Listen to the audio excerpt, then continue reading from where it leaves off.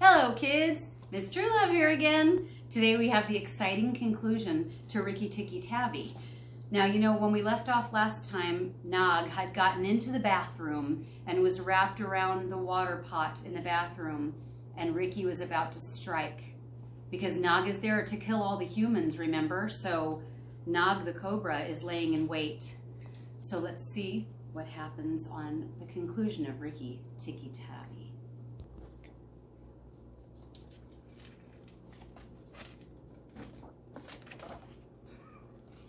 "It must be the head," Rikki said, "and I must not let go."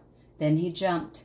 As he bit, Rikki braced his back against the water jar to hold down the snake's head. Then he was battered back and forth as a toy is shaken by a dog, back and forth, up and down, and around in circles.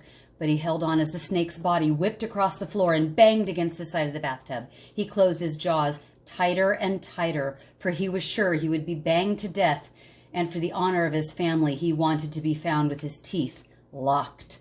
He was dizzy, aching, and felt shaken to pieces when something went off like a thunderclap just behind him, and red fire singed his fur. Teddy's father had been awakened by the noise and had fired a shotgun into Nog. Rikki Tikki held on with his eyes shut, for now he was sure he was dead. But the man picked him up and said, "It's the mongoose again. The little guy has saved our lives now." When morning came, Rikki Tikki was very stiff but well pleased with himself. "Now I have Nagaina to deal with, and she will be worse than 5 Nogs, and there's no knowing when the eggs will hatch. I must go see Darzee." Without waiting for breakfast, Rikki Tikki ran to the thorn bush, where Darzee was singing a song of triumph at the top of his voice.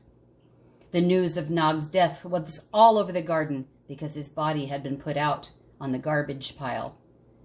"Oh, you stupid tuft of feathers," said Rikki Tikki. "Is this the time to sing?" "Nog is dead, dead, dead," sang Darzee. The valiant Rikki Tikki caught him by the head and held tight. The big man brought the bang stick, and Nog broke in 2 pieces. "He will never eat my babies again." "You're safe enough in your nest up there," said Rikki Tikki, "but it's war for me down here. Stop singing a minute, Darzee." "For the great Rikki Tikki's sake, I will stop. What is it, O killer of the terrible Nog?" "Where is Nagaina?" "On the garbage heap by the stables, mourning for Nog, great Rikki Tikki of the white teeth." "Never mind my white teeth. Do you know where she keeps her eggs?" "In the melon bed, on the end nearest the wall, where the sun strikes nearly all day." "Rikki Tikki, you're not going to eat her eggs." "Not exactly eat, no. Darzee, can you fly off to the stables and pretend your wing is broken and let Nagaina chase you back to this bush? I might get to the melon bed, and if I were there now, she'd see me." Darzee knew that Nagaina's children were born in eggs like his own, so he didn't think it was fair to kill them. But his wife was a sensible bird, and she knew that a cobra's eggs meant young cobras later on. So she flew from the nest and left Darzee to keep the babies warm. She flew in front of Nagaina and cried out, "My wing is broken. The boy in the house threw a stone at me and broke it." Nagaina lifted up her head and hissed, "You've picked a bad place to be lame in." And she moved toward the bird, slipping along over the dust. "The boy broke it with a stone." "Well, it may please you to know that when you're dead, I will deal with him. But before night, the boy in the house will lie very still. Now what's the use of running away? I'm sure to catch you." But Darzee's wife fluttered on, never leaving the ground, and Nagaina slithered faster. Rikki Tikki heard them going up the path, and he raced for the end of the melon patch near the wall. There, very cleverly hidden, he found 25 small eggs. "I was just in time," he thought, for he could see the baby cobras curled up inside the skin, and he knew that the minute they were hatched, they could each kill a man or a mongoose. He bit off the tops of the eggs as fast as he could, crushing the deadly young snakes. At last there were only 3 eggs left. Then he heard Darzee's wife screaming, "Rikki Tikki, I led Nagaina toward the house. and she's gone onto the porch, and oh, come quickly, she means killing. Rikki Tikki smashed 2 eggs, and with a 3rd egg in his mouth, went to the porch as fast as he could. Teddy and his mother and father were there at breakfast, but they were not eating anything. They were stone still, and their faces were pale. Nagaina was coiled up within easy striking distance of Teddy's bare leg, and she was swaying back and forth, singing a song of triumph. Son of the man who killed Nag, stay still. Keep very still, all 3 of you. If you move, I strike, and if you do not move, I strike. Oh, foolish people, who killed my Nag? Teddy's eyes were fixed on his father, but all his father could do was whisper, "Sit still, Teddy. Don't move. Keep still." Then Rikki Tikki came up and cried, "Turn around, Nagaina. Turn and fight." All in good time, she said without moving her eyes. I'll deal with you later. Look at your friends, Rikki Tikki. They dare not move, and if you come a step nearer, I strike. Look at your eggs in the melon patch, said Rikki Tikki. Go ahead, Nagaina, look. The snake turned half around and saw the egg. Give it to me. Rikki Tikki held the egg. What price for a snake's egg? For a young cobra? For the very last of the brood.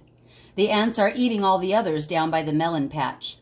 Nagaina spun around, forgetting everything for the sake of the one egg, and Rikki Tikki saw Teddy's father grab Teddy by the shoulder and drag him across the table with the teacups, out of the reach of Nagaina. Tricked, tricked, tricked, called Rikki Tikki.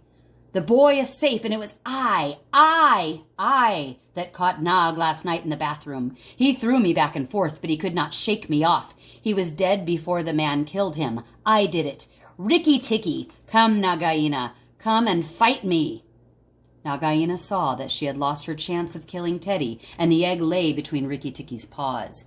Give me the egg, Rikki Tikki, and I will go away and never come back. Yes, you'll never come back because you'll be dead. Fight, snake! The man has gone for his gun. Fight! Rikki Tikki was bounding all around Nagaina, keeping just out of her reach. Nagaina gathered herself together and struck out at him. Rikki Tikki jumped up and back. Again and again and again she struck, and each time her head hit with a whack on the matting of the porch. Then Rikki Tikki danced in a circle to get behind her, and Nagaina spun around to face him. Rikki Tikki had forgotten about the egg. It lay on the porch. Nagaina came nearer and nearer to it, till at last, while Rikki Tikki was taking a breath, she caught the egg in her mouth, turned to the steps, and flew down the path with Rikki Tikki behind her. Rikki Tikki knew that he must catch her, or all the trouble would begin again. She headed straight for the long grass by the thorn bush, and as he was running, Rikki Tikki heard Darzee still singing his song of triumph. But Darzee's wife was smarter. She flew off her nest as Nagaina came along and flapped her wings at Nagaina's head. Nagaina only lowered her head and went on, but the instant's delay let Rikki Tikki catch up to her, and as she plunged into the hole where she and Nag used to live, his little white teeth were clenched on her tail. Rikki Tikki went down with her, and very few mongooses, however wise and old they may be, care to follow a cobra into his hole. It was dark in the hole, and Rikki Tikki never knew when it might widen and give Nagaina room to turn and strike at him. When the grass by the mouth of the hole stopped waving, Darzee said, "It's all over with Rikki Tikki. We must sing his death song, for Nagaina will surely kill him underground." So he sang a very mournful song that he made up, and right at the saddest part, the grass quivered again, and Rikki Tikki dragged himself out of the hole, leg by leg, licking his whiskers. Rikki Tikki shook some of the dust off of his fur and sneezed. "It's all over," he said. "The snake will never come out again." And the red ants that live between the grass stems heard him and began to troop down the hole to see if he had spoken the truth. When Rikki Tikki got to the house, Teddy and Teddy's mother and father came out and almost cried over him, and that night he ate everything that was given to him until he could eat no more. He went to bed on Teddy's shoulder where Teddy's mother saw him when she looked in late at night. "He saved our lives," she said to her husband. "Just think, he saved all our lives." Rikki Tikki woke with a jump, for all mongooses are light sleepers. "Oh, it's just them. What are they awake for? All the cobras are dead, and if they weren't, I'm here." Rikki Tikki had a right to be proud of himself. And he kept the garden as a mongoose should keep it, with tooth and jump and spring and bite, till never a cobra dared show its head inside the walls. Boys and girls, thank you for listening today. Rikki Tikki Tavi was brave, and he really did what he could to protect this family. He took very good care of them, and we all can do a part like that with our own families. Right now, I'm sure you can think of 5 things that we can do to keep each other safer, not only now, but always.